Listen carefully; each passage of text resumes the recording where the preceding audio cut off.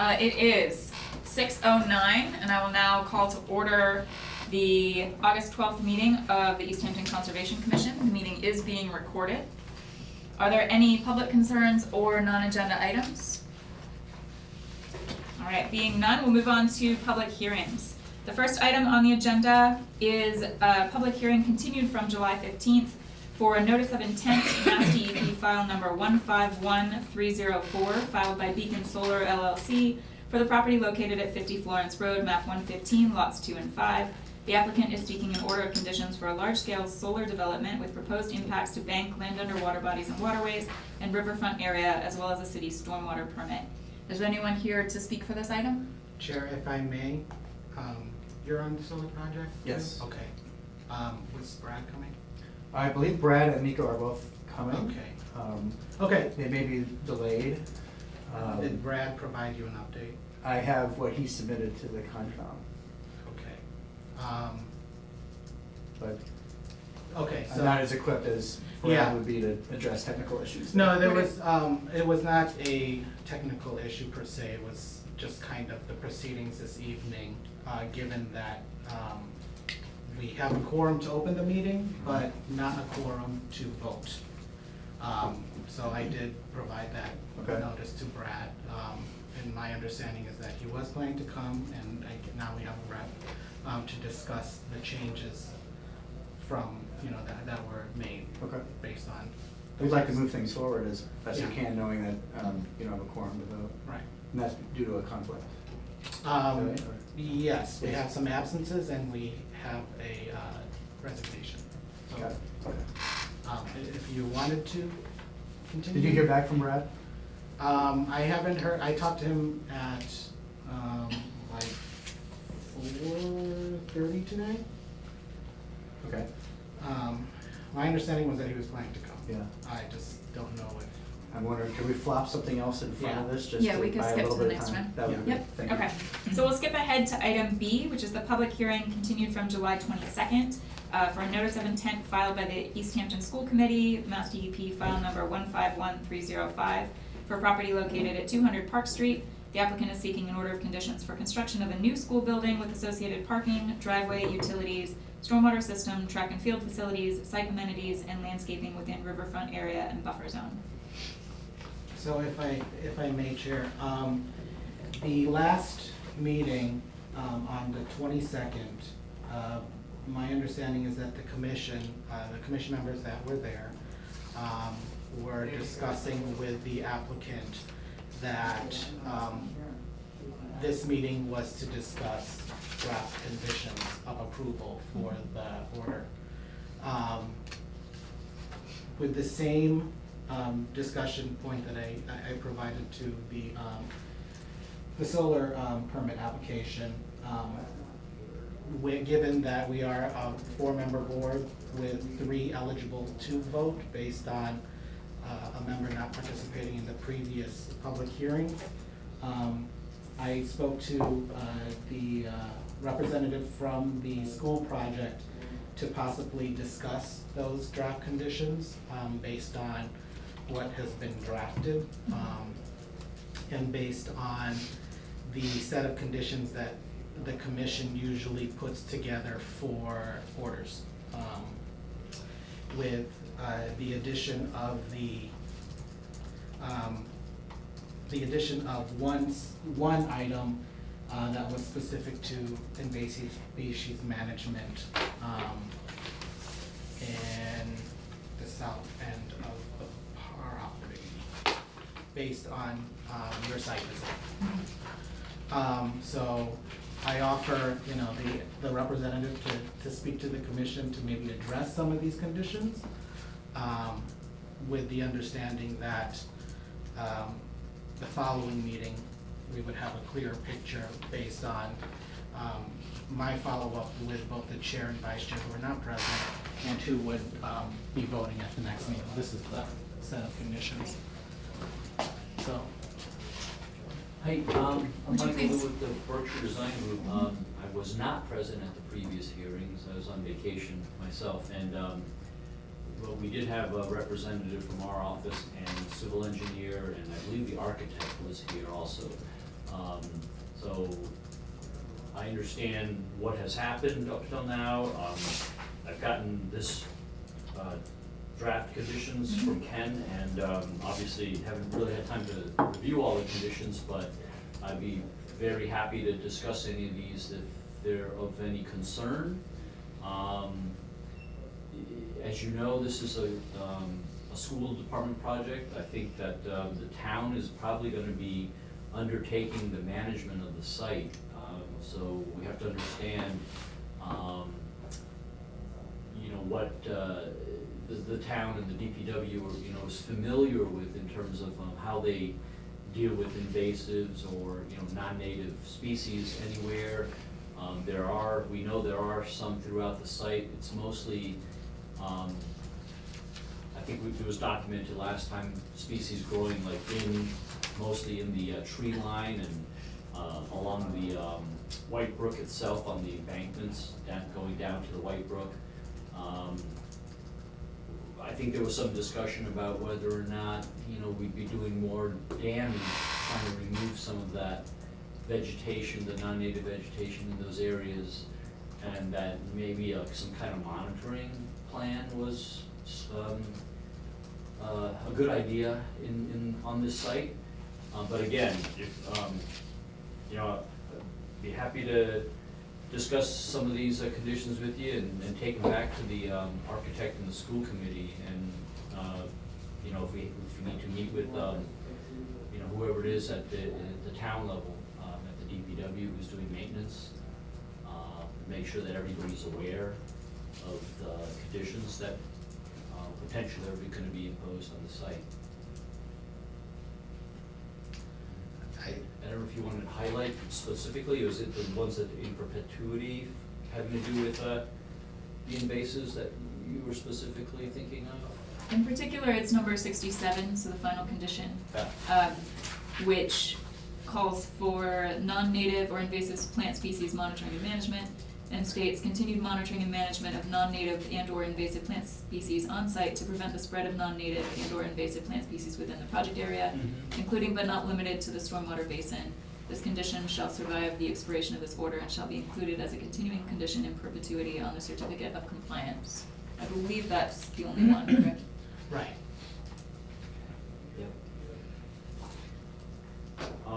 Again, it's gonna be, the responsibility is ultimately gonna fall on, you know, the maintenance staff in the town departments.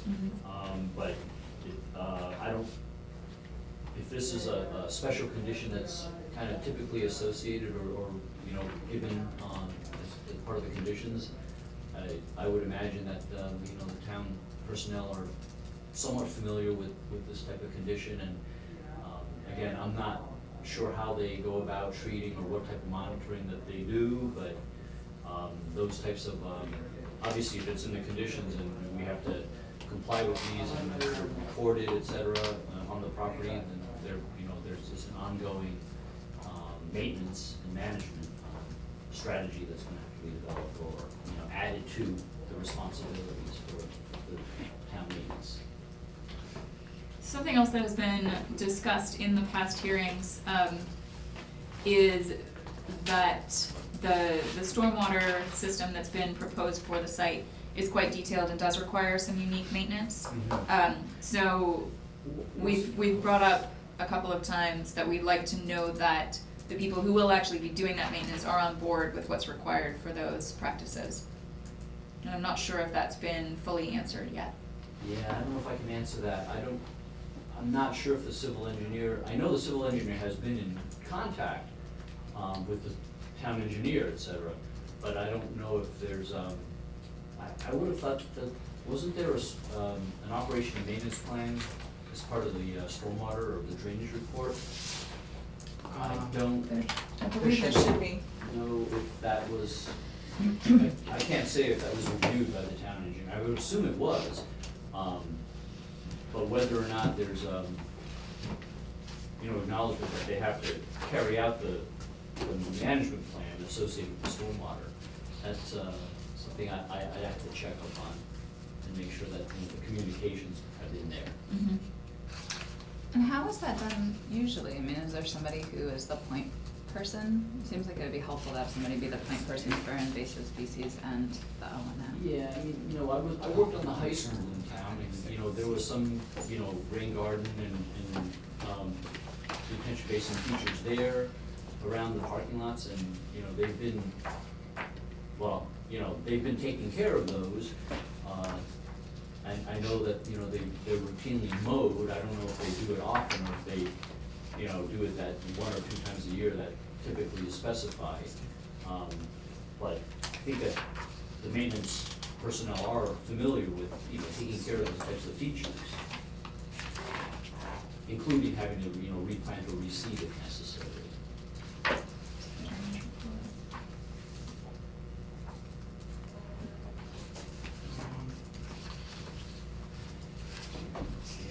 I'm not sure. Oftentimes it's an appendix in the, maybe in the, attached to the back in the report.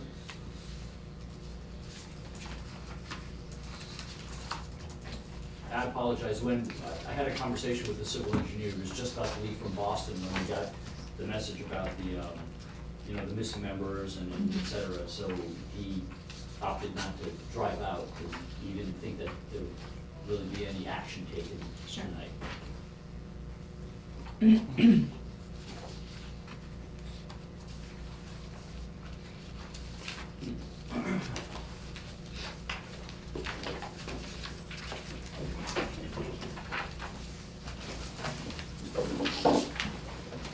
Maybe Mike, if you know where in the plan. Take a peek. I think it is just this. That's it. It's just a few pages. Is this what we're looking for? Yeah. This might be. Yeah, that's what we're looking for. Can I see? Right. Well, it talks about a lot more than, you know, it gets into hazardous material, I think, and things like that, and, you know, not storing. There's a discussion about snow. I know the commission talked about snow. Right, I remember, yeah. It said that was mapped out somewhere, didn't it? Where the snow was gonna be located, but we couldn't find anything. I don't know if there's a specific diagram, but I mean, in looking at the comment and looking at the plan, there's a lot of area to store snow. And, I mean, I'm talking on a routine basis, not having to push it or truck it somewhere on site, Right. for instance.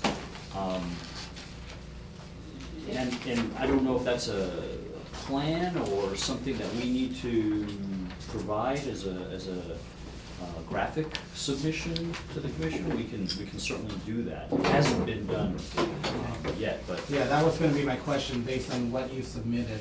I think that, I know that the school committee is really concerned about using the paved parking area for snow storage, but I can say that I'm pretty confident that would only happen in a really extreme case, you know, when if there's been a lot of storms, for instance, in a row, and there's plenty of room to store snow all along the sides and in these islands and on the edge here and along, even the emergency drive, obviously, there's no parking there, there's room to store it.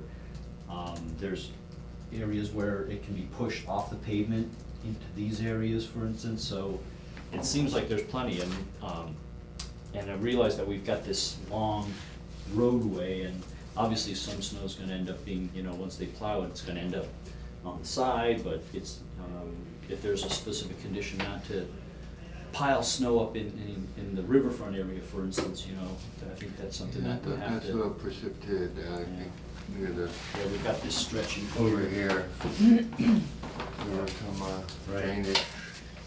Brad's out of the way. But anyway, I mean, well, a lot of snow can be pushed down the driveway, and obviously it's a long distance, but, you know, we end up with it out here, for instance, in this area.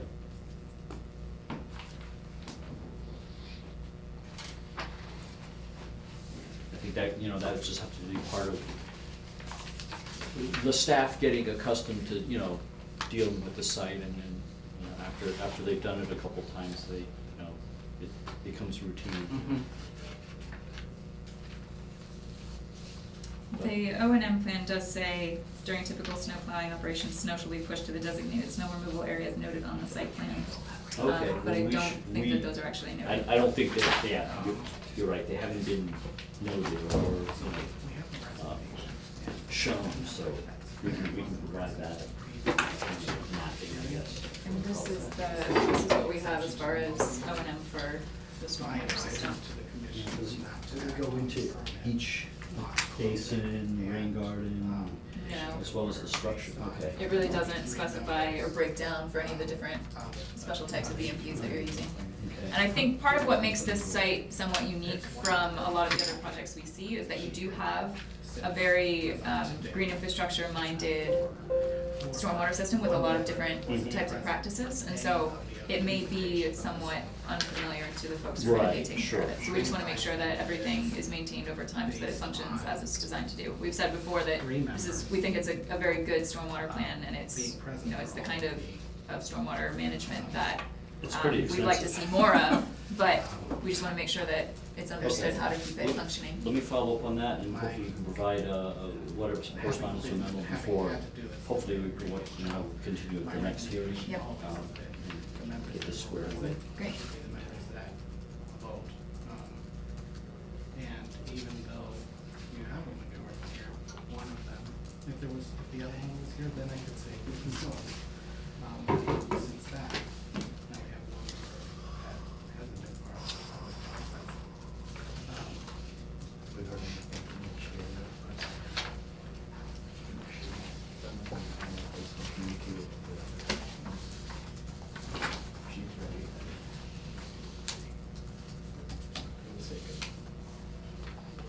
One of the other issues that was brought up last time had to do with any clearing or trimming that would be necessary along the tree line, in particular at the north end of the site. The current limit of work is not expected to go into those areas, but there's a lot of overhang. Right. And we talked about the fact that you can't increase impacts after the fact, so we wanted to make sure that we were clear on whether there would be actually any need to Based on remove trees or limbs that would change the light regime and therefore impact and alter the Right. wetlands. Well, the intention is that the limit of grading is stopped short of the tree line. Mhm. And, I think that we're gonna be in the overhang zone, but we're certainly not gonna be doing any grading against, the existing trunks of the actual trees. There's certainly some, there's a lot of mature vegetation along the tree line, so there's overhanging branches. The only place I'm aware that we're actually removing some of the wooded area is on the south side here. And this is, out of the buffer zone, but it's to make room for the track and some of the associated grading that's gonna happen to the south of the track. members that were part of the initial. Other than that, there's only individual trees on the site, Who is that? the majority of which are gonna be removed. I'm only aware of, I think, 3 or 4 trees. It's not shown on here, but there's a couple of, I think they're spruces, they make them Norway spruces in this area. And there's an oak and another evergreen down in this area, north of that detention basin.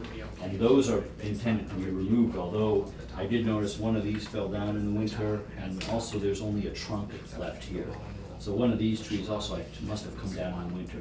There's basically 3 mature trees that we're, wanting to retain within the work zone. The other ones, in the parking lot, et cetera, unfortunately, they're, being removed due to grading and the design, the layout of the improvements. But there's a lot of grade changes on this site. Yeah, I mean, And are you confident that you have sufficient clearance for equipment to operate along here without having to do clearing? Yes, I feel very confident about that after, walking the site, several times.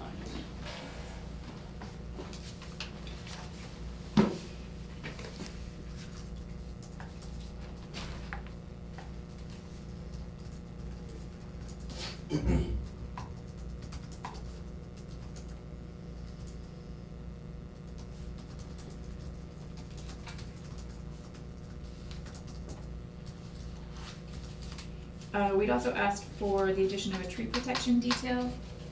I didn't get a chance to check whether that was in the, I don't think that's been prepared. I thought that the civil engineer was gonna provide that, but we can do that. I think that in this case, it's probably a pretty simple, I don't think we're looking for anything special on the tree protection for those individual trees. I think we're looking at, probably, wood or steel stakes with even just, I don't don't like to use it because it always falls down, but some type of temporary snow fencing type, material, you know, near the drip lines to those trees. If we need to provide, if the commission wants us to provide some type of taller temporary or noticeable like orange fencing at the tree line where work is getting close to the trees, we can do that at the limit of the work line.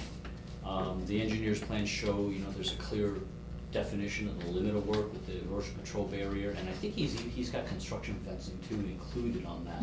But we can certainly put up, you know, if the construction fencing's already there, something more visible can be added to make sure that people don't, you know, construction vehicles aren't backing up or whatever, or try to, you know, prevent that from happening. I think given the proximity of the wetlands there and the need to protect that area, it might, I mean, if it would help to prevent Yeah, I think unintended that's- impacts. I think that's a fine idea, and I think you're most concerned on that north side probably. I think that's where you get the closest to the wetlands. Yeah. Is definitely along that Right. north edge. We can do that, we can probably add that, I can ask them to add it to their detail, to put, you know, temporary snow fencing in mounted, you know, or attached to the construction fence.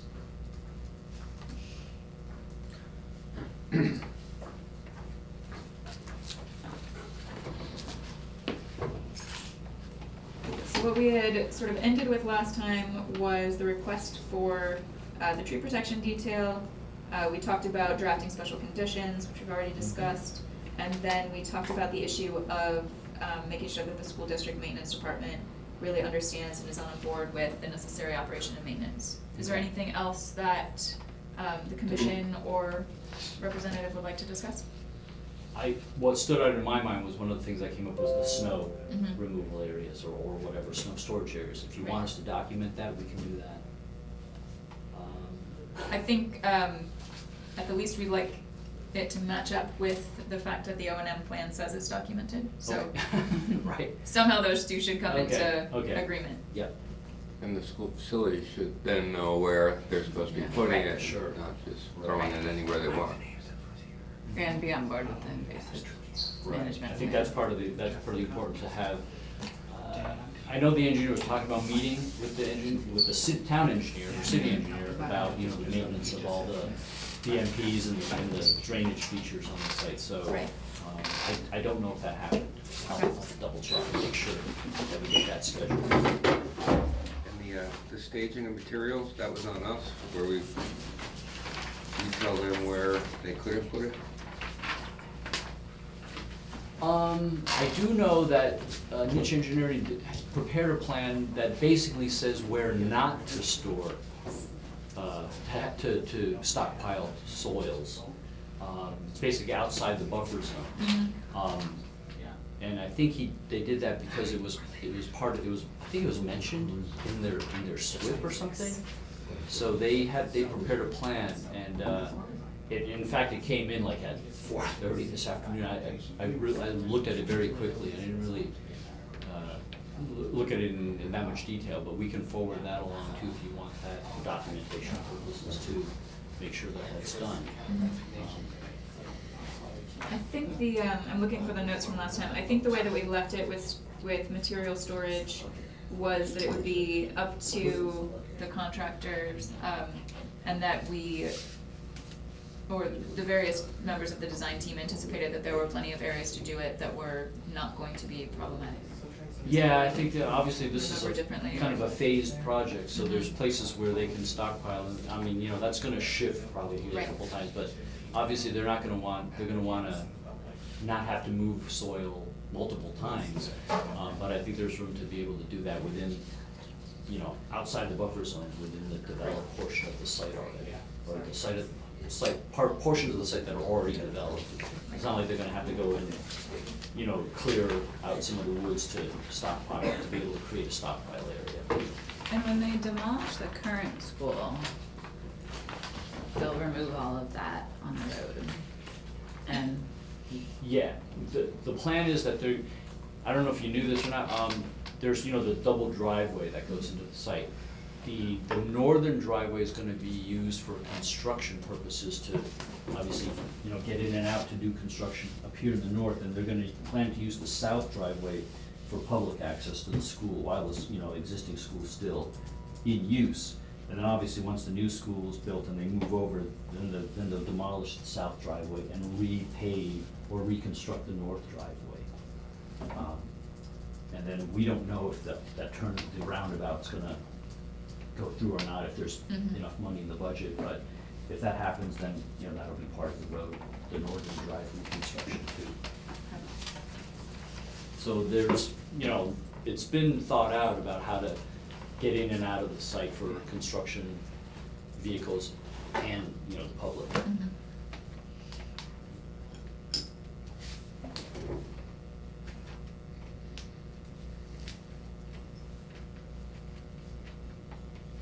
And obviously, I think, you know, I'll forward these draft conditions, and, you know, the team will review them, and if there's any concerns or comments or something, I think we can, I guess we'll send them through via Ken. Great. Yeah, so, you know, the discussion that does occur not at the meeting, I will, Yeah. you know, share that with the members that are absent as well as, you know, Sure. the ones that are present. They'll also review the proceedings that, you know, Yeah, that yeah. are happening and are taped, and they, you know, presumably, if they're ready to, you know, discuss, you know, closing and issuing the order, then they would do so at the next meeting. Any further discussion at this time? Any comment from the public? All right, do I have a motion to continue? Move to continue to August 26th. Is there a second? Second. All those in favor? Aye. All right, so the motion carries, and we will continue this hearing to August 26th at 6 PM. Okay, great. Thank Thank you. you very much. Thank you. Thank Have a you. good night. You too. I don't remember people's names anymore. Whittemore. Thank you. Oh, these are plans.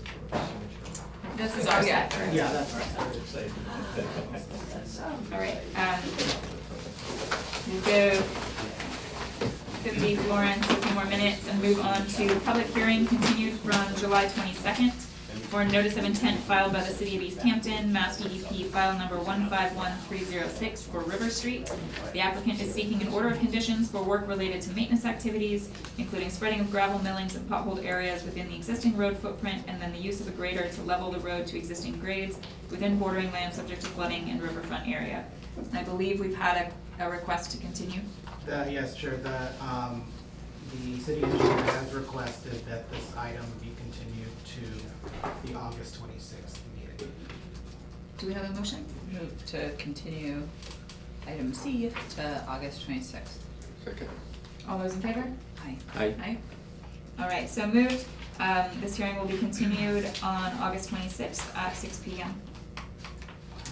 Item D, we have a public hearing continued from July 22nd, 2019, for a public hearing for a bundled notice of intent filed by the city of Easthampton, Mass DEP file number 151307. The applicant is seeking an order of conditions for various routine, non-exempt maintenance activities.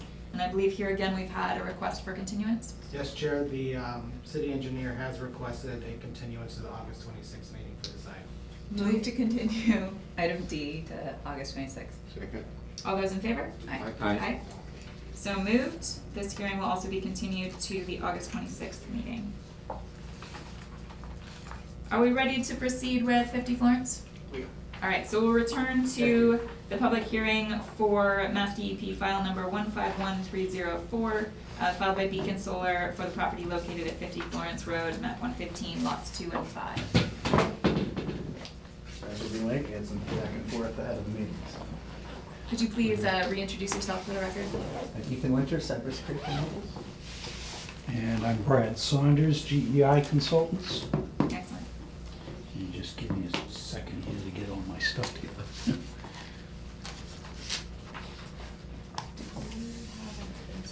Okay. Do you need an easel? Yeah, actually, because I hadn't been in this room, I didn't think Or I I can hold needed it if you my want. easel. I don't know if we have one down here or not. I mean, we could just do it out here. We can lay them on the Yeah, table just lay too. on That's fine.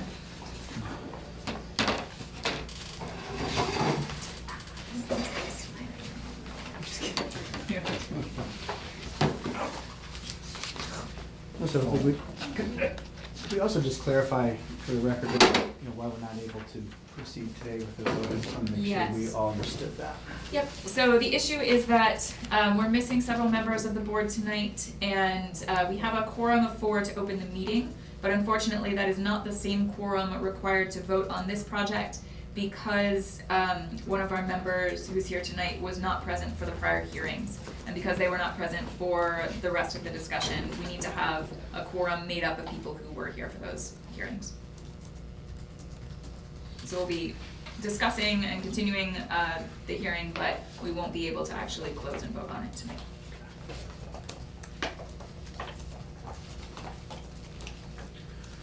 Okay. At the last meeting, we were asked to write a response to comments that came in from DEP as part of their notice of file number, which is what we did. That included a discussion of the fees and various other things, and if you want, I can just briefly go through each one of these issues. The first was the issue of fees. There was a question about fees per wetland crossing based on the original proposal we had, I think it was 4 replacement culverts. After looking at all of these culverts, we've determined that we don't need to replace any of them. At the last meeting, there was still an outstanding issue on the first culvert, which is, this is Florence Road here, so your first culvert is right there. There was a question on the condition of that culvert. We still have questions about it because it's a poured concrete, and we're not sure what the concrete mix was. We don't know whether it was reinforced. So, and the only way to find that out is if you actually start to demolish the structure. So what we're proposing to do instead is put a relieving slab in the roadway surface itself so that the existing culvert can stay exactly the way it is. The relieving slab will be reinforced concrete. It'll be 8 feet long, so it completely spans the culvert, and 12 feet wide, which will be the width of the roadway. So with that relieving slab, it's plenty of capacity to handle traffic. All of the culverts are sufficiently sized and appear to be working as intended in terms of conveying water. So by not changing any of the culverts, we're not running into the issue of possibly changing any of the drainage from the site, particularly onto downstream properties. If I can interrupt you for a moment. I believe at the last meeting on the 15th, we asked if there had been hydraulic analysis done of any of the culverts, and we were told no. So how do we know that they're sufficiently sized? Because they're operating as they were installed to operate, which means they're carrying the flows that the existing condition requires. Most The culverts, issue is though, we're that are not older were changing. not designed to properly carry the flows that go through them. So I'd like a little more explanation as to how we know that they're sufficient for the existing condition. Well, they're not causing any upstream flooding, so they're conveying the flows that they were intended to convey. The issue is, and I want to emphasize this, is that we're not changing stormwater runoff from this site. That's the thing. We're not increasing stormwater runoff from the property. So whatever the existing condition is what will be maintained. The only issue would have been if we started to remove culverts and say put in larger culverts, then we have the potential of carrying more flows, which could then become an issue downstream. Also, if we undersized new culverts, then you could cause backstream flooding, which isn't currently occurring. So whatever's out there right now in terms of these culverts.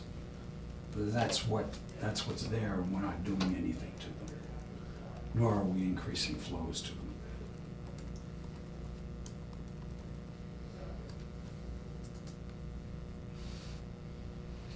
So you don't think you're increasing any flows with any of the work being done, No. clearing of trees and? Actually, the tree clearing is very modest. I think there's 5 mature trees Mhm. up in here, and a couple of smaller saplings, but it's less than 10 over the entire property for this project. Yeah, I think it was that first one, even that second culvert seemed a little strange. It's kind of thin, had a lot of sand.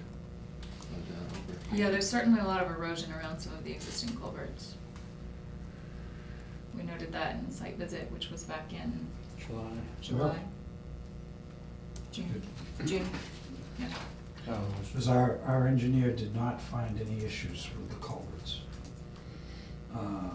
He did observe that there is some breakage of a couple of them at the outfall.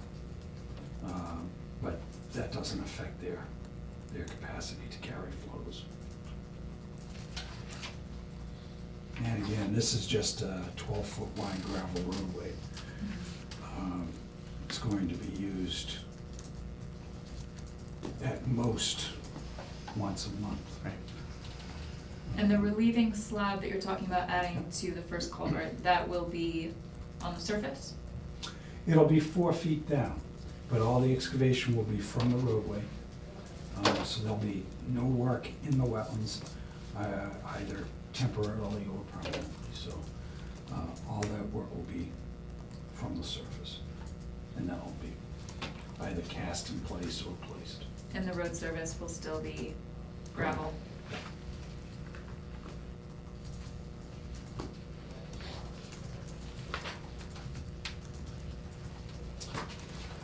So that was the issue of the fees. Issue 2 was that the notice of intent had some work proposed in the riverfront area. We talked about that at the first public hearing session. Up here, the green line is the riverfront area. This continues off, but it's outside of any of the work zone. It was in this area where we were actually doing a little bit of work. We've pulled all of that back. So now the limit of work line coincides with the riverfront area. And the security fence is just outside. Okay. And the new plans that we submitted. This is the new plan. Issue 3 was that intermittent streams were identified only with the center line of the channel. Then it said where it is needed, the commission should require that the top of bank be shown on the plan, as the center line of the stream has no regulatory significance. Our response to that is all of the intermittent stream channels within any distance of the proposed work is actually located within BVWs. So the 100-foot buffer zone is wider from the BVWs than it would be from the stream bank. The only perennial stream is the one that's up here, which is the one that has the riverfront area associated with it. So it's our belief that, where he said where it is needed, that detail is not needed for this particular review. Could you show us an example of where that occurs? Where the stream channels, yeah, like right in here, the stream channel is in the BVW. You can see the 100-foot buffer is in red. In this area, the only work that's being done within the 100-foot buffer is the resurfacing of the road itself. I think one thing that we talked about before is we've kept everything at least 100 feet, I should say, at least 25 feet away from bordering vegetated wetlands. Our goal was to try to stay 100 feet, but we're unable to do that everywhere. But we have pulled back, so there is a minimum 25-foot setback. There's one exception, there's 2 exceptions to that. One is, of course, where we're repaving the road where it crosses Mhm. those culverts. Obviously, there's some of that work within the 25-foot zone. The other is right here where we're putting the security fence across. This wetland essentially cuts all the way up through. So we've gone up to the very end of the wetland, and that security fence will cross over that stream channel right there. But there'll be no poles, and then the fence will just ride over the top of them. And I think we talked about before that the fence will be raised at least 6 inches off the ground for small animals to be able to continue to pass through. And the red line is, The red line is the 100-foot setback from wetlands. does it indicate where it's 25 versus the 100? No, I don't have a 25-foot line that I put on this plan, but everything has been pulled back. The closest place is like right here, where we pulled back to the 25 feet. This is the 100, it's 100 scale, correct? Yeah, this is 100 scale, so quarter inch back from the blue line would be the 25 foot.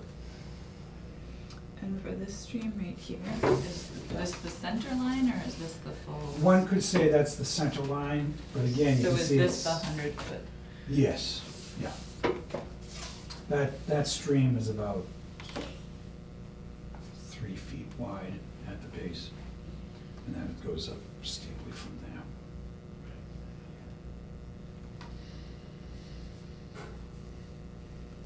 Going back to the fence that you mentioned, how will you be preventing debris and accumulation against that fence in the stream bed? The fence itself will be raised above the stream bed, and the bottom of the fence will be at least 6 inches off of the ground surface everywhere. So it'll be above the stream bed, above the bank, and then 6 inches more above that will be the base of the. Where is that relative to the mean high water line? Well, the mean high water line would be within the bank of the stream. But you haven't actually delineated the banks, is that correct? Well, if we were to delineate the bank here, that would show you the width of the stream. Mhm. It won't tell you the height.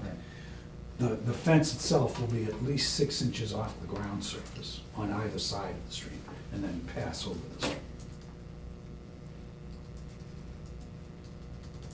See what I'm saying? I do, but I don't know. I mean, top of bank is typically delineated as the mean high water line, so it Yeah. would give us a sense of where we would expect things to accumulate. It'll be essentially the width of that line. That blue line is the width of that particular channel. So your mean high water line will be the top of the blue line on either side, or the edge.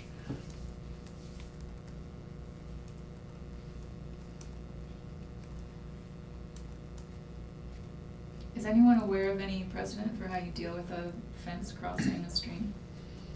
I've never seen one before. I don't think I have either. Well, again, it's crossing over the stream, not through the stream.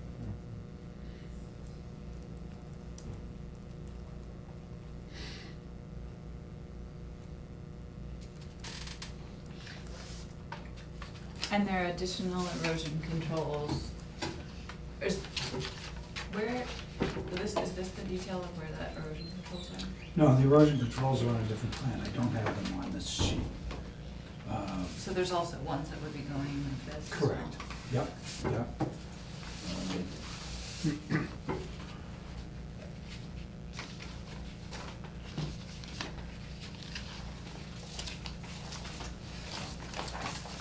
So this is the erosion control plans.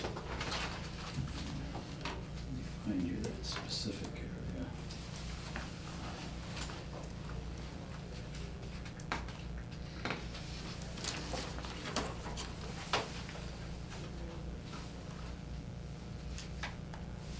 This area right in here is this wetland area. This is the upper, oh, excuse me, this is this area, right in here, this one. And the SF silt fence is right there. It's on both sides, it goes up and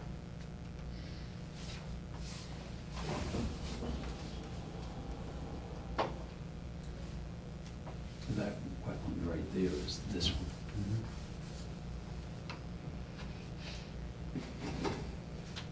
So there's silt fence between all of the work and any adjacent wetland.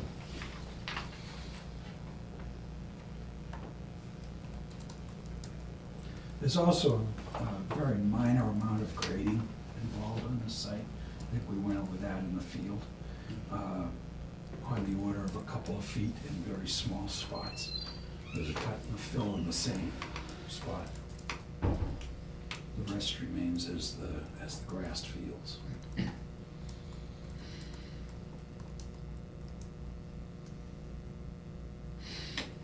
No, I'm not really participating, but going back to the fence question, so there's two sets of solar areas over here. Yep. Are these the access roads? Yes. That's the access Yep. roads? I mean, why not just fence these off separately so that the fencing doesn't have to cross the wetland in two locations?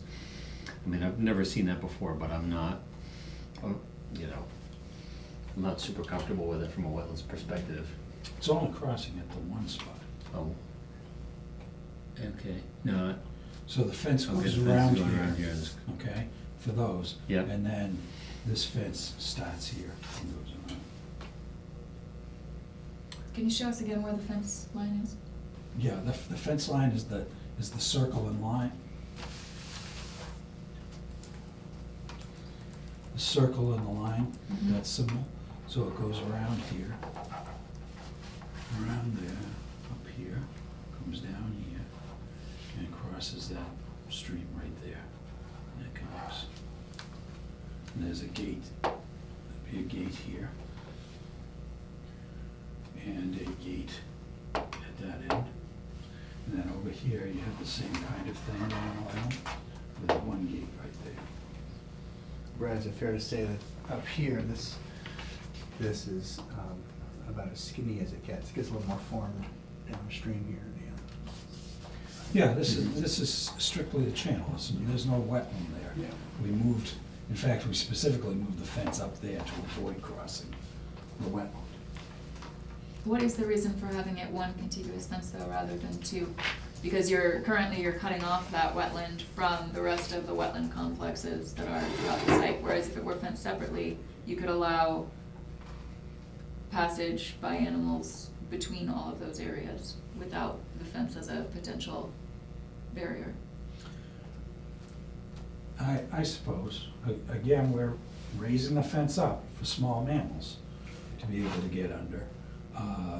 But if need be, we could put the fence along there and have it go along here. You end up with additional gates Yep. for it. It adds more complexity and more fencing, which may create more corridor issues, potentially. Get more surface area around this. How far back from the arrays or whatever you call them does the fence need to be set? There isn't a specified.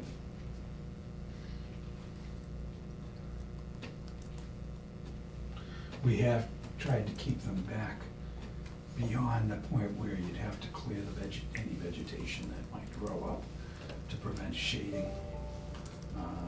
Obviously, you don't have that now because you don't have the trees, but to maintain that kind of condition.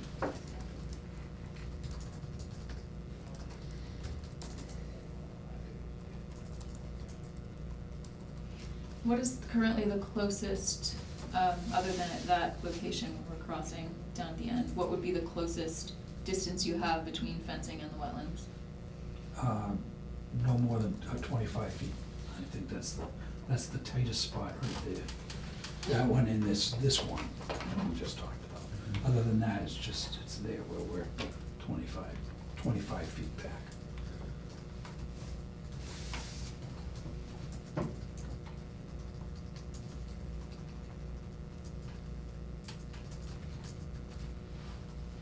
And it does look like there would be room to maintain that same distance if you were to fence those separately, correct? Possibly. It might be a little bit more difficult when you get into a spot right there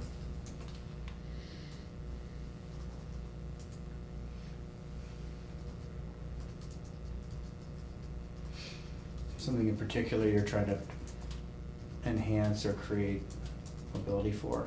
Something you can't fly over or crawl under to Bears. get? I mean, yeah, anything that's greater than 6 inches isn't gonna be able to move between those. This is also sort of the corridor out of the site in that direction. So maintaining that connectivity, am I thinking correctly that this borders to, is that conservation property or am I turned around? It is, I mean, you've got Echo Dale and the city's property here. And then is this Bassett Brook is here. Lathrop up here? Lathrop is here. Yes, So it would maintain connectivity through the site to a lot of that other property, which would be beneficial.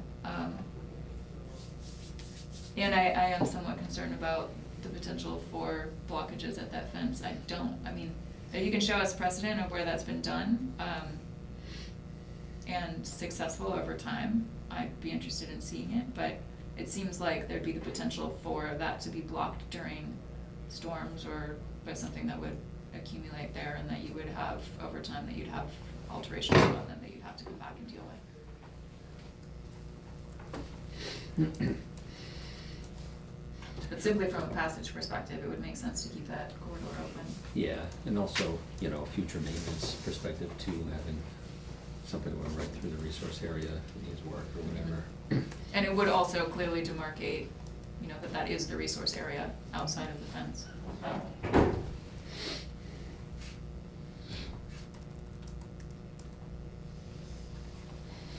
Did that create any issues here in terms of staying out of, we're trying to stay Well, out of here, so yeah, that's the challenge. There is- may be, it may intersect very slightly with the 25-foot setback in a spot there. But we're doing that there. Right. So Yeah. that's a wash. I think the issue is you end up with 4 gates, Yep. 4 locks. And it's a security issue, but But this is being used once a month, right? yeah, You're So in- it's not a, So you're in and out here, and then you have one here. yeah.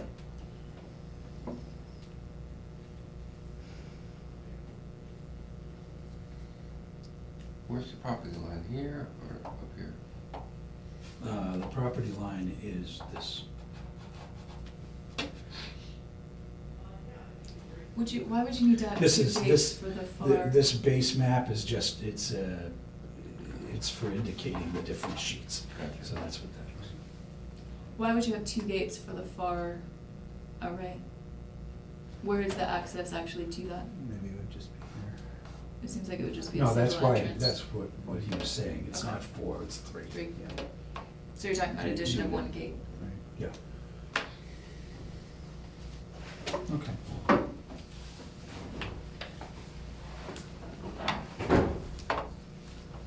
If the commission is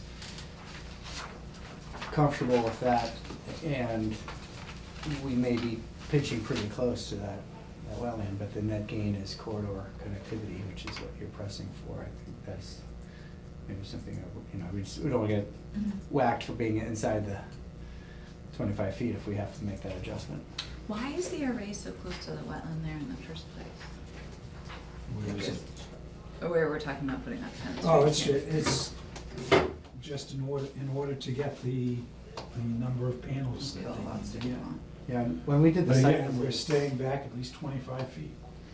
it's a very seasonal wet spot. I mean, in the earlier wetland delineation, this didn't even pop up. Right, that was the one that was added South of later. here. We had a really wet spring, and you saw some emergent grasses that provided some differentiation Mhm. there, but when everyone was out there in June, this was just a green field. It wasn't, there weren't cattails or Yeah, it wasn't. mites or anything obvious there. Anyway, if that's a condition that the commission wants to maintain that corridor, we'll do that. Any further discussion? Just one last question. Was this plan, the panels prior to the wetland delineation? Like there's a lot of encroachment here and here within the wetland, you can see crossing through. To a certain extent, yes, but then it was adjusted with this wetland. I believe this was one of the wetlands that came in as a result of peer review. It was. Right. So things had to be adjusted to accommodate it. Yeah, that was at one point a solid array, so we subdivided it to accommodate that. And we lost a fair amount of generation doing that too. Thank you. Okay, next Next. issue, okay. 4, the vegetative buffer symbol resembles the symbol for BBW. Plans should not be confusing. I had that same issue. And that's been fixed. We now have a different symbol for the vegetation clearing maintenance area versus the wetlands. So I think the clearing area is now little triangles versus little grass symbols. Issue 5, it does not appear that actual soil samples were taken in the field to confirm the hydrologic soil groups, to confirm runoff calculations. One cannot base a report solely on NRCS data. Yeah, usually that's the case, particularly if you're going to be changing conditions from existing to proposed. You need to make sure you have the correct runoff coefficients that you're using for the existing condition going forward. In the case where you're not making any change, I'm not so sure that has that much value. I mean, it could be anything out there. If you're not changing it, then whatever that is stays. But we did have engineer go out and conduct some test pits, shovel test pits around the site, and confirmed that the NRCS data is essentially correct on the property. I believe there were actually 2 locations where the NRCS had actually tested the soils as part of their original mapping exercise. And what did you find in those pits? Well, we have the results here, which I won't read, but it's in the records.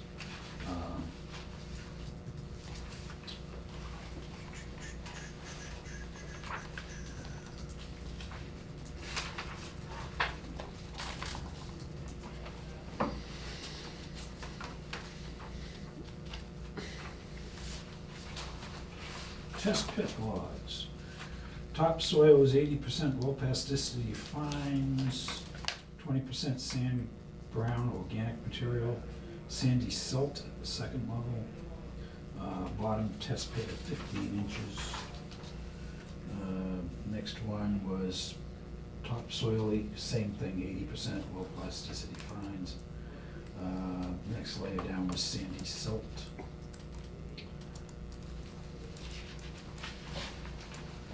There was a little clay in this one. Test pit 3. But it's all right here. And are those test pits marked on the plans now? I don't believe so, no. Can you show us generally where they were taken? Yeah, they're on this plan in here, which is very small, but you can see there's one there, there's one here, there's one there, there's one here and one there.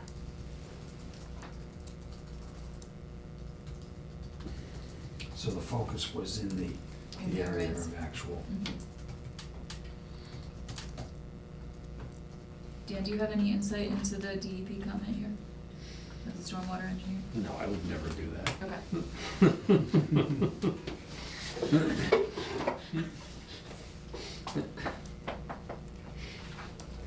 I haven't asked to yet, I'll put it that way. So anyway, we went out and confirmed that the soils are essentially what the NRCS mapping indicated, particularly from the hydrologic soils group standpoint. Then number 6 was the applicant has not demonstrated that impacts to the buffer zone will not adversely impact the adjacent resource areas, and analysis of possible adverse impacts will be required, as well as an assessment of potential thermal impacts to adjoining forested BBW.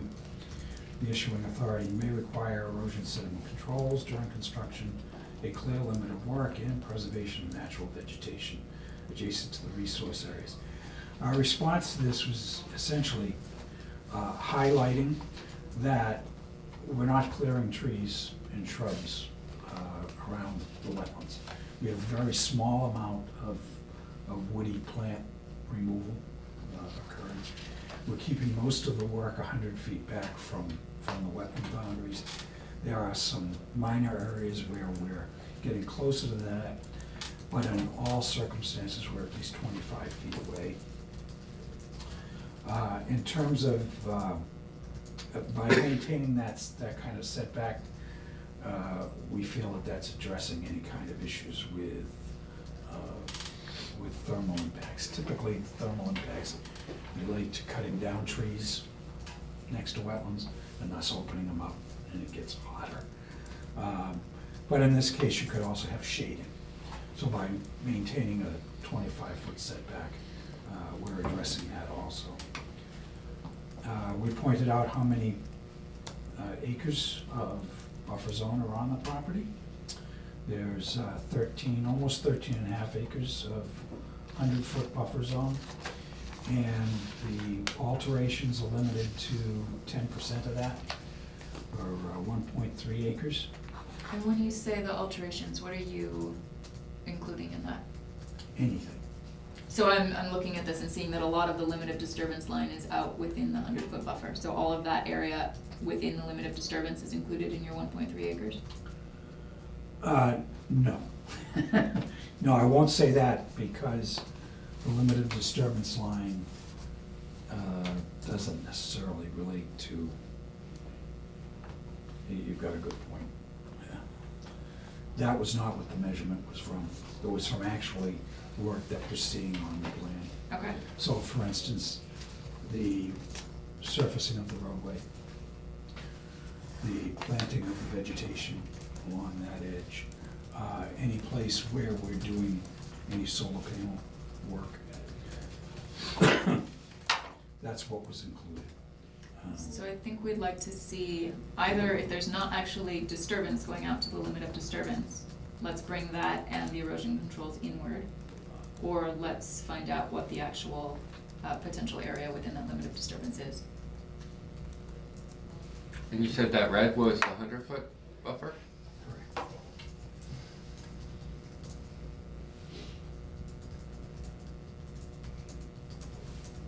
Because I see what you're saying, that most of the panels and actual final impacts are within are outside of the buffer zone, but the limit of disturbance, it looks like in quite a long portion of its continuous Yeah, area is outside. just keep in or mind inside, that that rather. limited disturbance line in places like this is for future maintenance of vegetation. Again, we're not cutting down trees there, that's open field, but that's part of the area where the trees can't be allowed to establish in order to maintain your solar exposure. So that's an area that will continue to be mowed, for instance. If there's a different limit of grading disturbance, I think we'd like to see where that is. Okay, that's all within the panels. There's no grading that's going up to there. In fact, we can,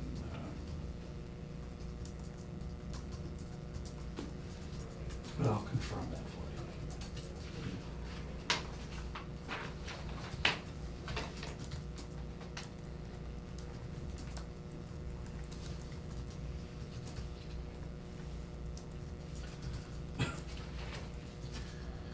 you. And then the last issue, issue 7, Commission needs to carefully review the replacement stream crossings per the standards.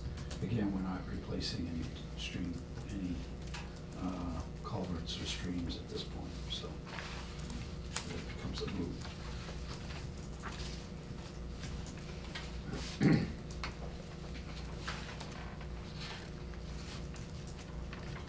And have there been any other changes to the plans that you'd like to draw our attention to? Yeah, no, I think that was it. We did talk about adding weeping willows along that edge. That's been added in. Otherwise, no. Plans are essentially the same.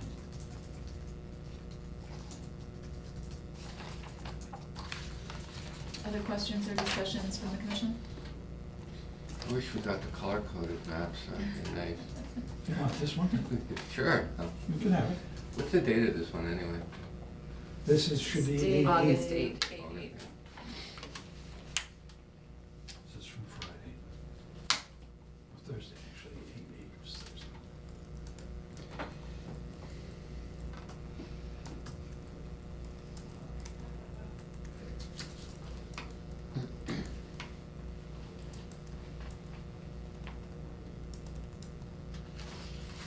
But I am happy to leave this plan, I'll take the board. I'm happy to leave the plan with you. Are there any comments from the public? All right, so given that we've already stated that we can't close the hearing, and we have some open items still that we'd like more follow-up on, is there a motion to continue? Move to continue to August 26th. Second. And before we vote on that, is August 26th sufficient time to answer what we've asked for? To answer those questions, yes. Okay. All those in favor? Nice. Aye. All right, so moved. We will continue to August 26th at 6 p.m. Thank you. Thank you very much. Yep, thank you. Thank you. Are you up to speed? Yes. All right. Can I participate next time, or probably still not? Probably still not. How many hearings have there been for today? Do you happen to know the answer to that, Tim? Excuse me? How many hearings have there been for that project? 2. The 24th And the 15th? and the 15th, I believe, even? That's right. Yes, Okay. This is the third. this is the 3rd hearing. So we'll move on to item 4, enforcement actions.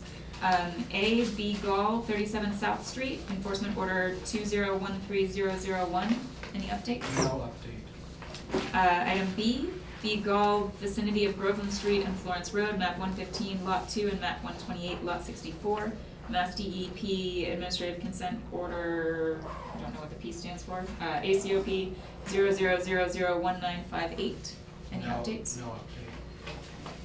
Autumn Properties LLC, rear 161 to 165 Northampton Street, EO 2016-001.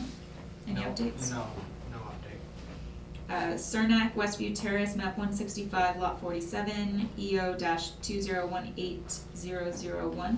No update. Item E, St. Bridget's Cemetery, Our Lady of the Valley Parish, Everett Street, map 145, lot 37, EO-2019001. I'm here to talk about that. Great, do you wanna come forward? A lot of enforcement orders. It's kind of sad. They've been piling up for the last 5 years and they never have. They never go away. Yeah, one's from 2013. Yeah. I'm Mickey Marcus. I'm a professional mountain scientist that the commission approved to work on St. Bridget's restoration enforcement. It's a meeting, it's not a public hearing. I've just been asked to come and give you an update. That's what I'll do. I think when the commission says the plans are okay, the parish will go ahead and initiate the restoration.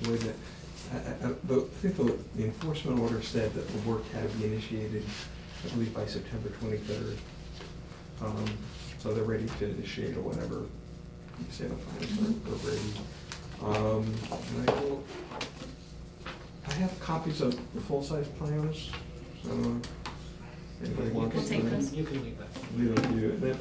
And I'll just show you what we have here. But so the commission issued the enforcement that never cited a specific area. So we looked at the whole cemetery. We found one area we thought was filled wetland. See, it's the end of like a little channel that looked like about 500 feet, and then also piles of fill and debris. You're talking about right here? Yeah, right there, yeah. That's what we did. So there was piles of debris. So basically, I guess the DPW had stored concrete there, and they agreed to take it back. There was like signs, and it was just poor management. So the cemeteries, the staff are on board with doing all the work and restoring, replanting that area. On the backside, the commission had asked for an invasive species control plan. We just put it on it's 2 sheets, which is here, but it's on there. And within this, I think part of it is that the cemetery owns all this land that is not cemetery land, so part of this operation maintenance is just to make sure they just stay within their footprint of the existing cemetery. So they mow it, they're not supposed to put the leaves out there, they're not brush, all that stuff. But the commission wanted, an invasive control plan, and there are some invasives, there's black swallowwort, there's a lot of bittersweet that's along the edges, there's a little bit of knotweed, there's a little bit of Japanese, Japanese knotweed, a little bit of honeysuckle, but not very much on the cemetery maintained area, and we don't want them to go off into the forested area. So I think the control is kind of minor, but it's really on the periphery of their operation.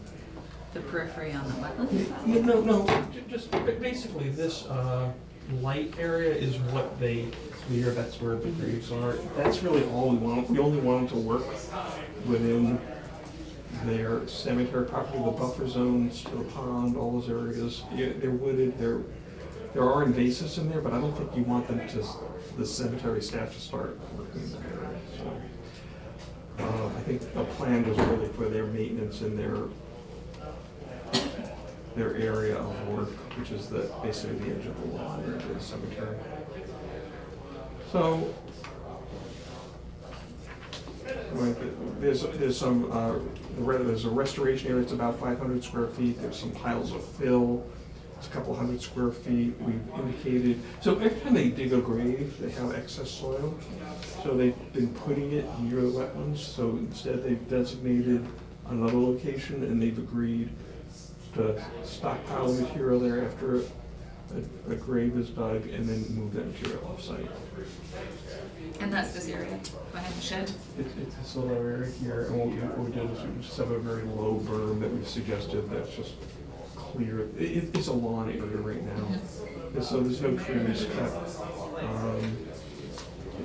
I think the purpose of this is really to give the cemetery folks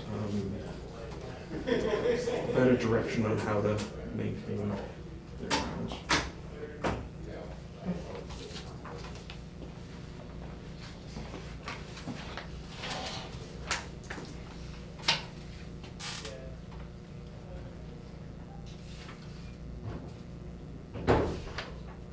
So is it actually delineated on here where you're proposing to have the limits of invasive management? No, we didn't. We left it kind of at your discretion. I mean, you wanted that done, so we just wrote it for the whole property. But like I said, I don't think the intention is to have them go off into the woods and do things. But if there's a problem, if it turns out to be an outbreak of something, at least they have the ability to go do that with the permission. So.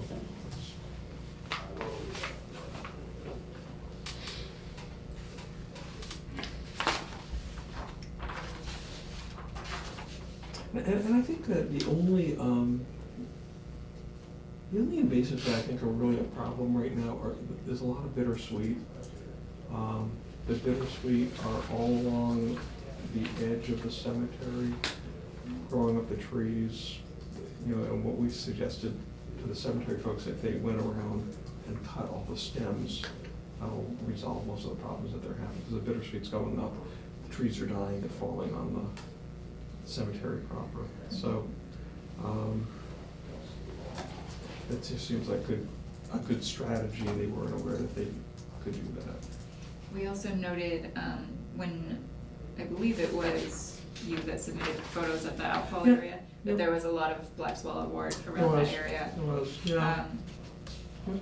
And so So I'm interested in what the commission thinks about where the extent of invasive management should be, because certainly they are gonna be going down into the woods to do a lot of the removal of materials that have been placed into resource areas. And also to do this work over here. So it's not that they won't be going into the woods, and that's where we noted a lot of the invasives. Mm-hmm. Yeah. Are we concerned about having them spray in the wetlands? Like, very close to that? I think that you've proposed rodeo, which is wetlands approved, correct? It is, yeah, so rodeo is basically, I've been doing this a lot of times. I'm actually also a certified applicator, including the aquatic category. So I'm permitted to spray within wetlands. And within wetlands, one of the few chemicals you use for the, like loosestrife and phragmite is rodeo. It's similar, it's a gloss, I like to say, like Roundup, but it doesn't have a surfactant that if it gets into water will affect fish gills. So that's why that one's approved by the state and EPA. But there's no big patches of anything. These are like little spot treatments. There's no big invasive issue here. But I think you're right in pointing this out. And you do want to keep it under control. This culvert, it's like all over Mount. We control that on Mount Tom. It does get out of control. So it's basically just a little spot treatment. There's no large patch of anything there. At least not yet. And can you remind me, because we don't have, you can probably get it, but I don't have a copy of the rest of the plan. I think there's a longer document that goes with this, correct? There's some written materials that went along with it. So the commission asked for some specific responses by certain dates. So there was responses to the O&M, the approach. What we tried to do is capture everything on the actual plan, because the cemetery folks aren't going to go back and look at all the all the written materials.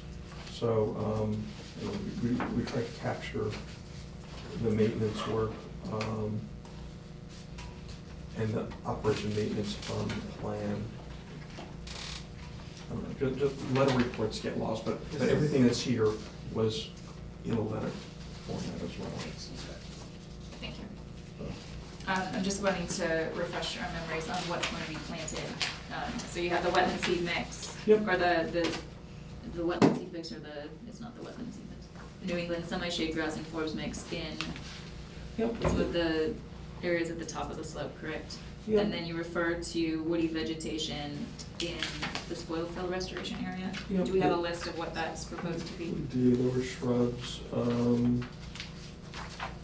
It's on this, it's the bottom of the, yeah. Oh, it this is, a- thank you.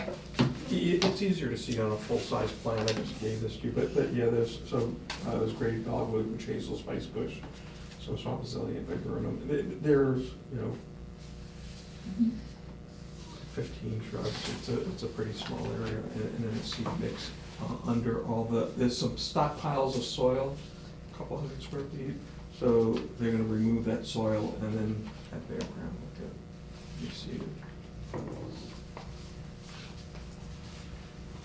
Yeah, so everything that's on the plan was really in a letter or letters and documents, but if you don't put the notes on a plan, they get lost. So. Ken, was there anything else that we asked to have clarified in the most recent letter that went out?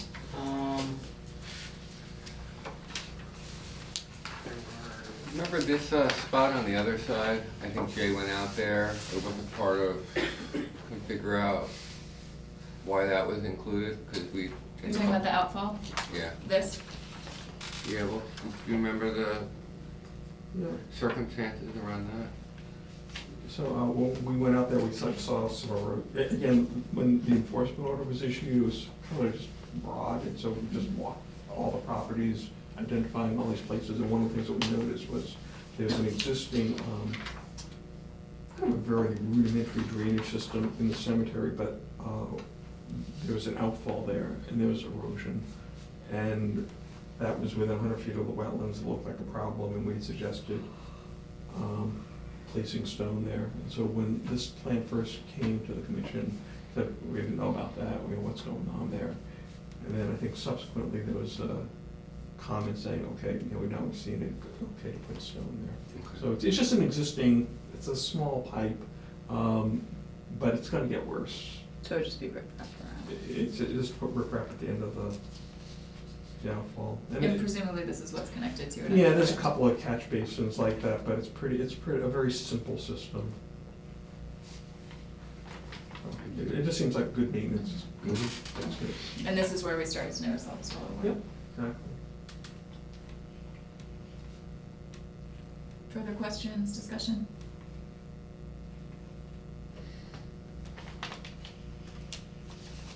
So I think we've dealt with the various issues that have been brought up. Was there anything else, Ken, that? No. Okay. that was- So I think, if there's no objections, I think we're ready to go forward with implementation.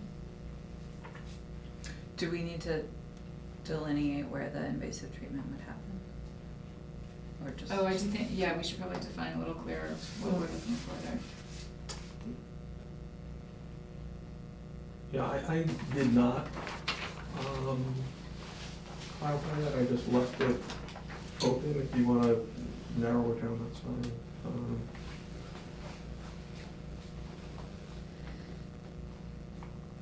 It sounds like areas of mowing or areas of work and remediation. Yeah, the difficulty, of course, is that wherever you stop, it's just gonna start to encroach again. Where is the knotweed? I'm not sure that we know where that's located. There's a little bit of knotweed on the slope next to the cemetery, right along here, there's a little Okay. bit of knotweed. And is there a time frame for it too that we would set? Yeah, the timeframe that the commission had was, I don't have the enforcement order, but I believe you wanted the work initiated by September 23rd, and you wanted 2 years of post monitoring, reporting. And invasive treatment? That wasn't included, but it could be.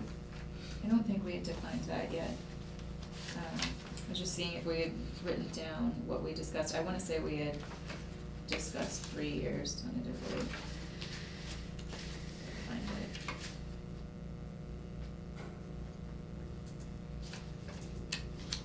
I don't think we talked about it at that meeting. This is the 15th. This Okay, should be the yeah. last one. Oh, we'd actually set a long-term 5-year invasive species management plan. Commission responsibilities, next meeting.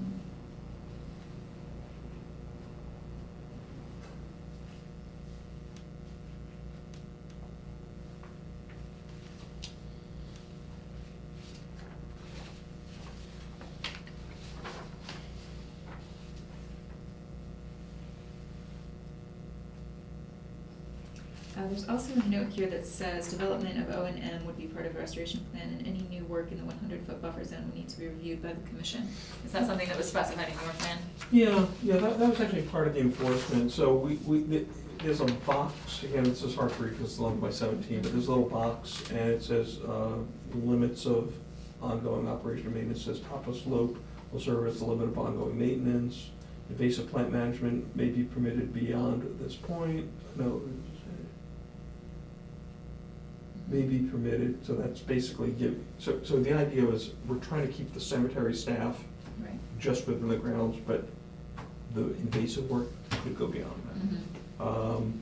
No dumping leaves, lawn clippings, soil, or other farm materials will be permitted beyond the top of the slope. No soil shall be deposited within regulated buffer zones except within the designated maintenance staging area, that's the area that's indicated next to their storage shed. And no work shall be conducted until the plan is approved by the Easthampton Conservation Commission range. So that was their marching orders. Basically, they can work within the footprint of the cemetery, but they can't go beyond it. Invasive species we left open, and we didn't put a time limit on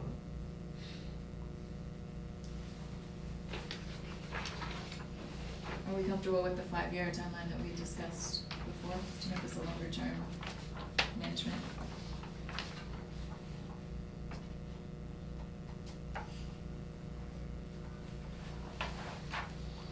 Yeah, well, that was recommended, right, by SWCA?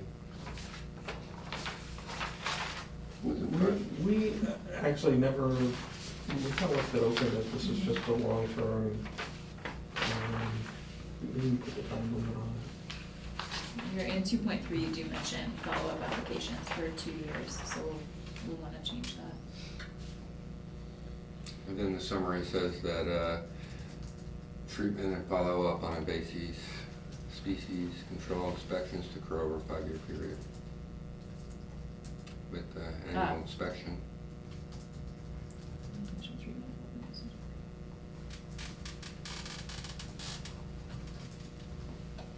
So did you intend then, Mickey, for the follow-up spot treatments to be a shorter duration than the overall control and inspections listed at the bottom, or is that just a mismatch?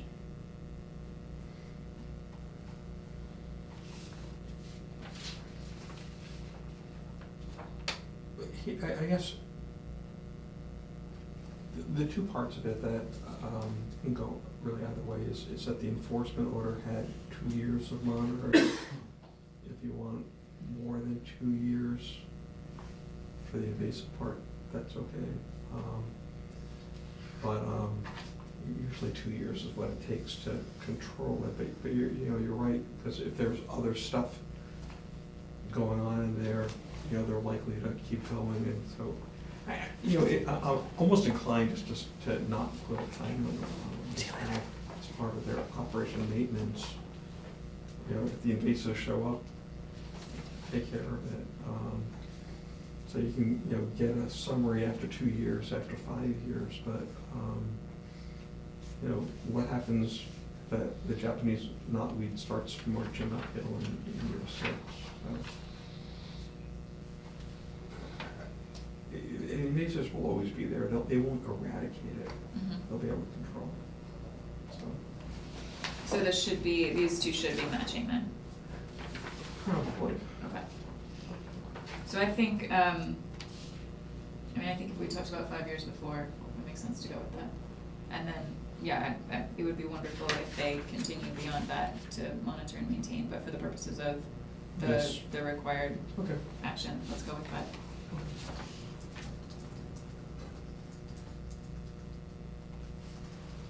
Anything further? And do we need to make any sort of official motion to put this in place? What's your suggestion, Mickey? I think that if they were just to approve the implementation plan, with the amended, language, Mhm. that should be sufficient. And we move to do that, Yeah. okay? And I would just appreciate even just an email, just says that, because there's been a good communication Mhm. from the commission, so the cemetery says, okay, we can go ahead and implement the work. And I think there's some language in the enforcement order about notifying the commission prior to work, there's some monitoring Yes. requirements and all of that, so that'll get implemented. All right, so do we have a motion to approve the submitted restoration plan, including the invasive plant management strategy that's outlined with the amendment as discussed, that it would be 5 years for the follow-up treatments? Move to approve the restoration plan as submitted, including the invasive treatment and management plan with the amendment as proposed for 2.3, changing it to 5 years. Do we have a second? Second. All those in favor? Aye. So moved. And can you send follow-up email I will. to that effect? Thank you. The other thing you should note is that the parish, kind of taking this approach to their other cemeteries. That was actually a good positive thing Yeah. that came out of this. So Very good. That's they're excellent, thanks kind for of sharing. taking all these suggestions and moving it across all the Mhm. cemeteries. Thank So, you. thanks. Thank you. Thanks a lot. Thank you. Thanks. Okay, how you doing? I'm gonna give you like, just, Do you need a minute? Very good. I'm fine. Okay. Moving on to open space updates. Is there any update on Echodale West Orchard area improvements?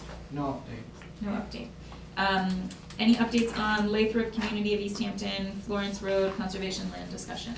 No. All right. Moving on to compliance updates for active projects and open permits. Pleasant Street Mills, Mass DEP file number 151273. No update. Lathrop Community of Easthampton, 100 Bassett Brook Drive, Mass DEP file number 151283. No update. Williston Northampton School off Taft Avenue, Mass DEP file number 151286.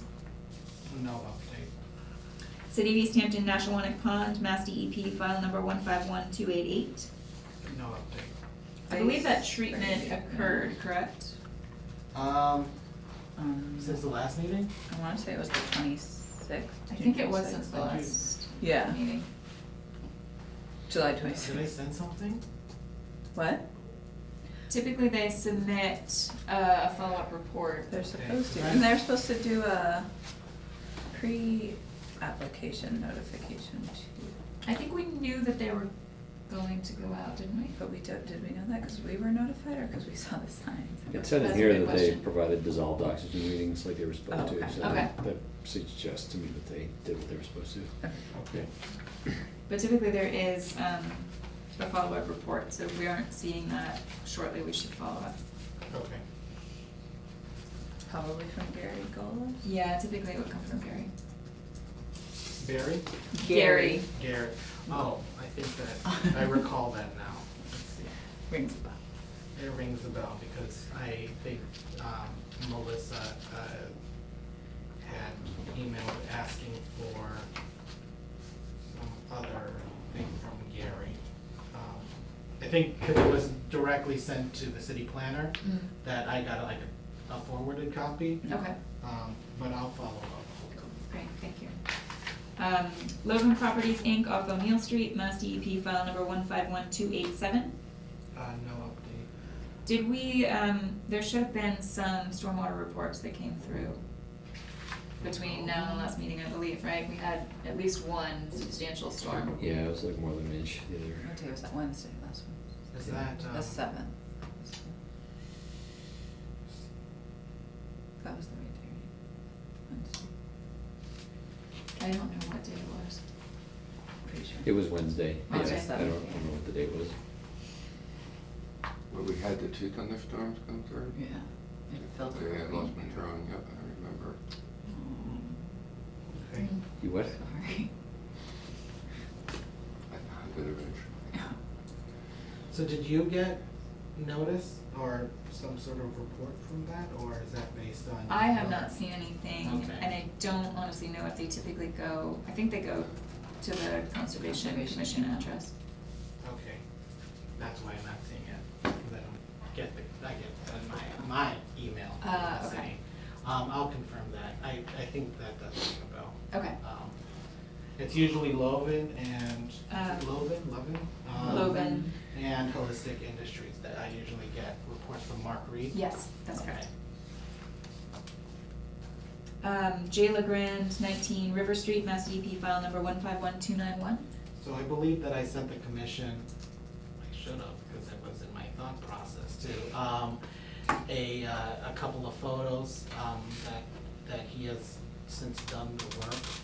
I know that at the last meeting, I believe, or the one that I was last at,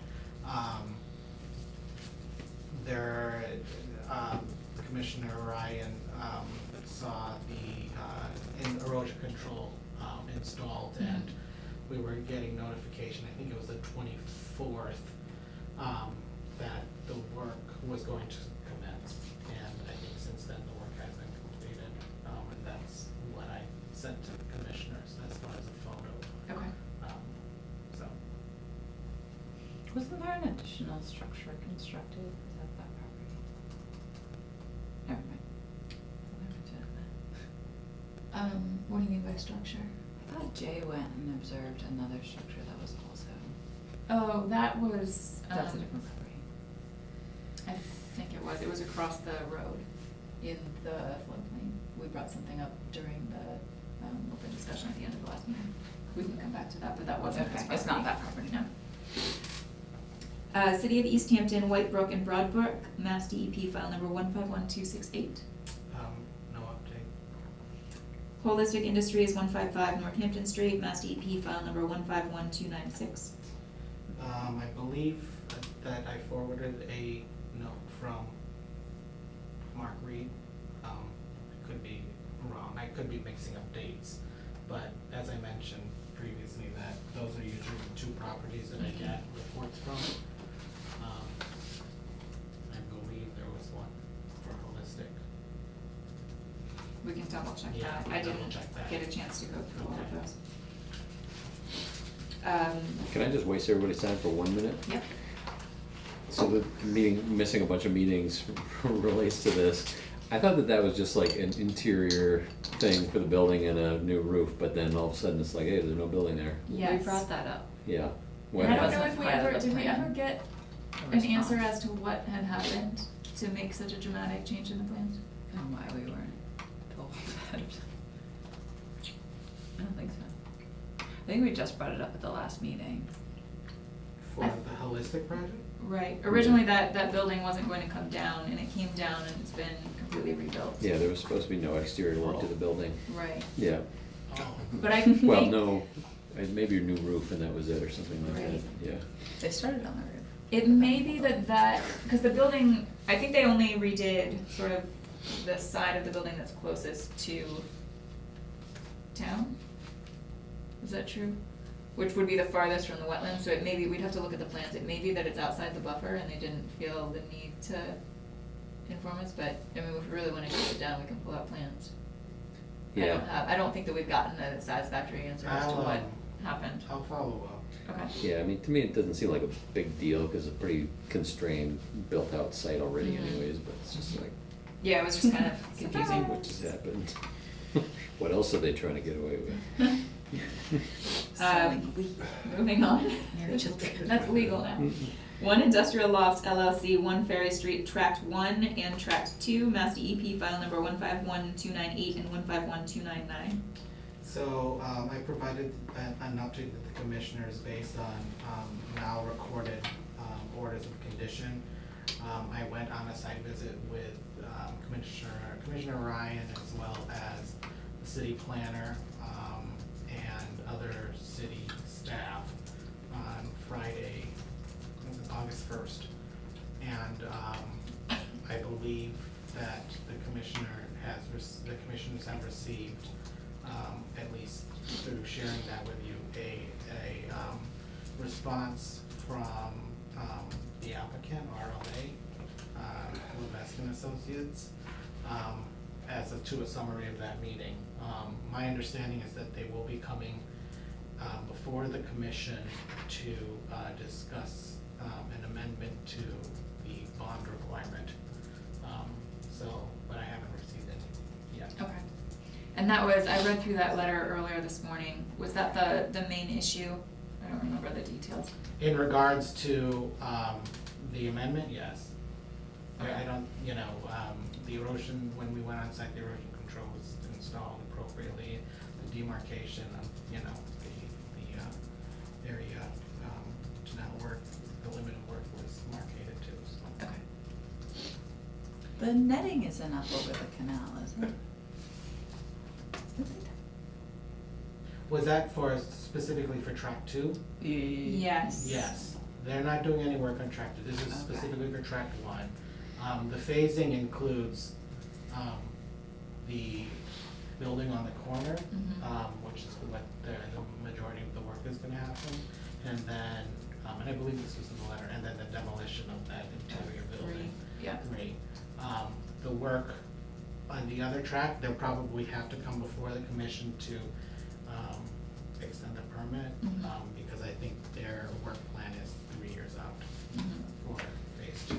I thought that I had seen work in that building, but I must have been mistaken. Okay. Well, I'll check with the building department. I know the building permits have been issued, so if other work is happening, that shouldn't have I'll happened. keep scoping. Okay. I did notice that the cupola has been preserved and is hanging out in the down the ground. And, yeah, they were hoping to save that. All right, moving on. Easthampton Park Solar 1 LLC, 232 Park Street, Mass DEP file number 151293. I have not received, or, I have no update for that. I don't know if there was a discussion point on that at the last meeting. Okay. Michael, you No, look like you may no, have something to no. add. No? All quiet. Okay. River Valley Cooperative Market, 228 Northampton Street, Mass DEP file number 151301. No update. City of Easthampton, Mass DEP file number 151302 for pump house demolition activities adjacent to Lower Mill Pond. As I shared with the commissioners, the order of conditions has been recorded, and erosion control has been installed. Accordingly, Commissioner Ryan did check that out, and I actually saw him on site when I went out. As far, I don't know how far they've gotten to the demolition of the pump house, but they were, once the erosion control was installed, I did see they were working, so I'm not sure, I'm in Easthampton twice, sometimes once a week, so, we'll just see where they are in regards to the demolition. Okay. Did they clarify how they were gonna do that work, whether by crane or whether hauling stuff up the hill? I don't think we've heard anything further since the order was issued, if that's what you mean. Yeah, I guess I don't remember if that was a condition. I mean, there was a lot of discussion related to access and if more disturbance would be needed than was permitted, because I think their assumption was that it wouldn't be that much disturbance. Right. But I don't remember if we had a condition that something needed to be submitted before they could get going. I don't remember either. I'll have to review. Could you take a look and I'll see if there review was the- anything else other than the the condition. pre-construction notice? City of Easthampton, Mass DEP file number 151306. This is the Ferry Street roadway improvements project, and somewhere here we have, so we issued the order of conditions, but we did not have it in front of us to sign. So as an administrative task, we're going to sign this tonight. If I can find the page.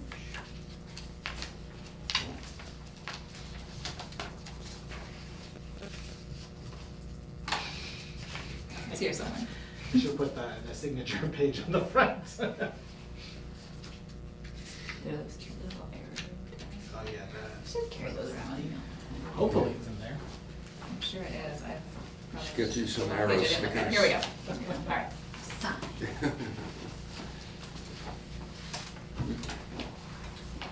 Now I can still sign this, right, because it's a ministerial act or whatever? I believe that is correct. I was just saying, no, you can't, you right Just here. borrow a pen. It's not a fancy pen. Do you want an astronaut pen? See? See? That's what I mean. And Ken, I think I asked you earlier, do we need to worry about getting the other signatures? We have 4. I can, I mentioned to the other 2 commissioners that, it'll be here in Town Hall, or City Hall.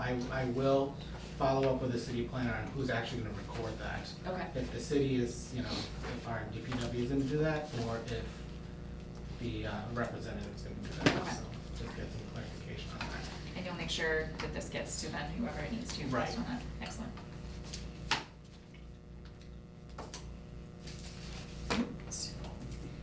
Moving on to general business. We have meeting minutes from July 22nd and July 15th, but we do not have the correct quorum to approve either one. So we will carry those over to our next meeting on the 26th.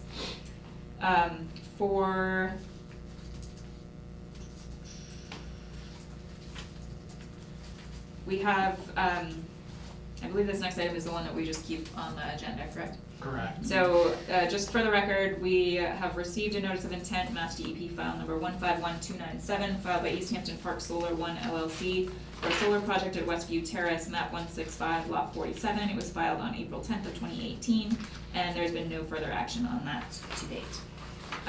We have a receipt of a request for determination of applicability filed by W. Merrick Inc. for the property located on Colonial Avenue, map 128, lot 121. The applicant is seeking a determination of applicability for work related to proposed development of multifamily units, filed on 7/31, with the application to be included on the August 26th meeting agenda pending proper public notice. Is there anything further we should know about that at this time? No, yeah, I will be sharing that with the commissioners to review. And I guess I know that it's usually been practice of the commissioners to do site visits prior to the hearing. I don't know if that's something that you want to schedule now, or offline. But I will say that there was another additional, application that I received today for another RDA for 67 and 73, Loudville Road. Where is Colonial? I don't know. Do you know where Colonial Ave is? I can pull the application then. I don't know.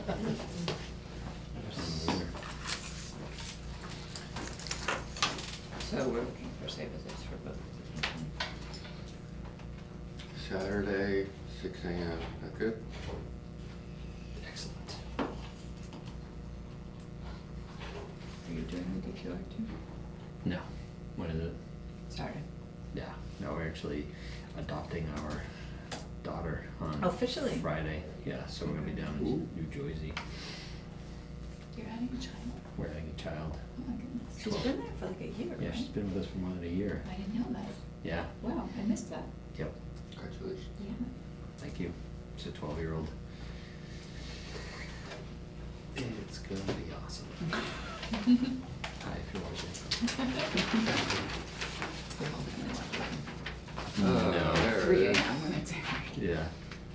It's off of Route 10, that second right-hand turn from the roundabout, Going, heading towards Dunkin' Donuts. huh. Where it crosses So over. before the post office, before When you- CVS? Yeah, when you cross over the Manhattan Bridge Yep. there, you got West Street on your left, Mhm. it's your next right. Oh, Okay. I don't even think I've ever noticed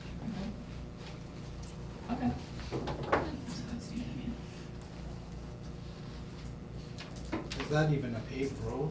I mean, I don't know, it just looks like a, It yeah. says? it It looks- says paved. Yeah, I don't, but is this the limit of the pavement? I It don't looks know. like here It's a too. strange box.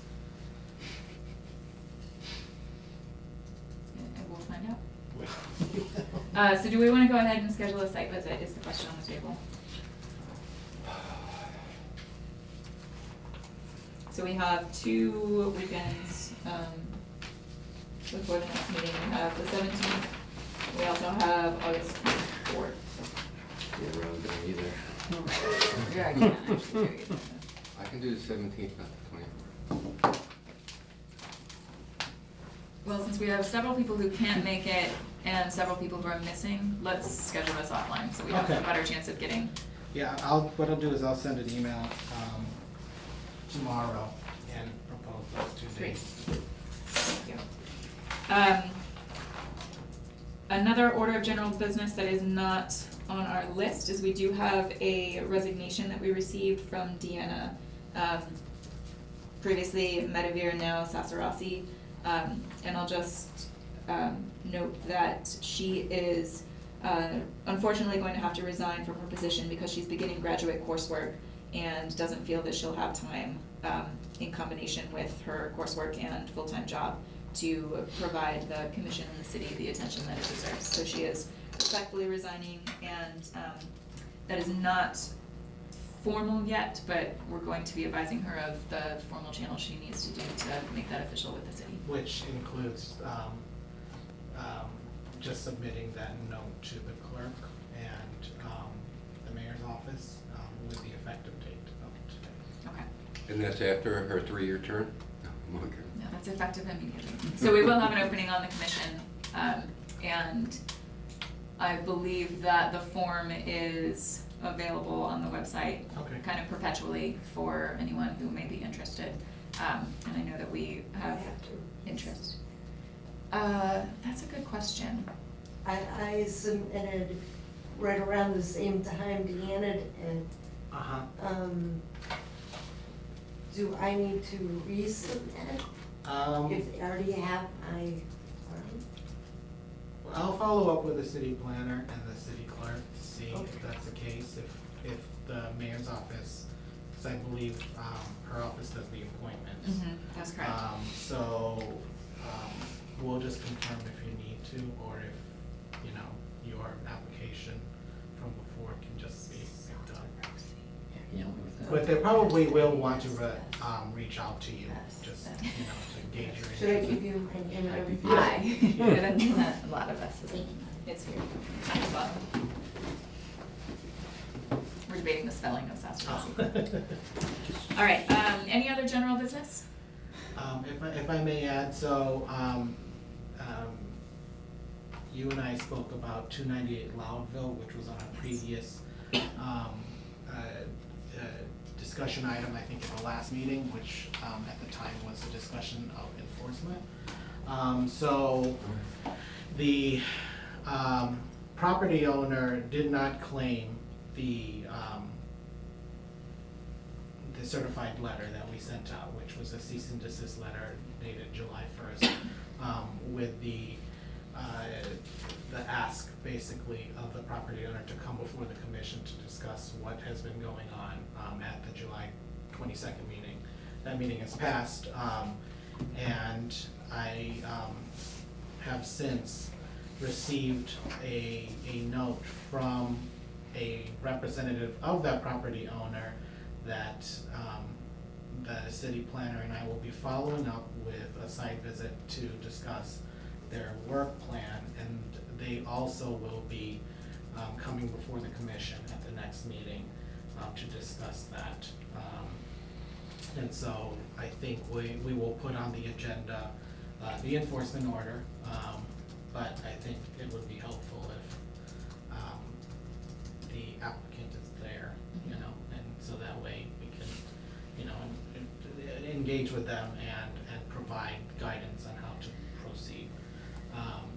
I'll share with the commissioners the draft order that I did provide to the chair, but I forgot to provide to the commissioners. So I'll do that and send that off to you prior to that. Yeah, and I think that's it. Good, thank you. Anything else? All right, do we have a motion to adjourn? Move to adjourn. Clear. All those in favor? Aye. Aye. All right, and our next meeting is on August 26th, 2019 at 6 p.m. Which I will most likely not be up for.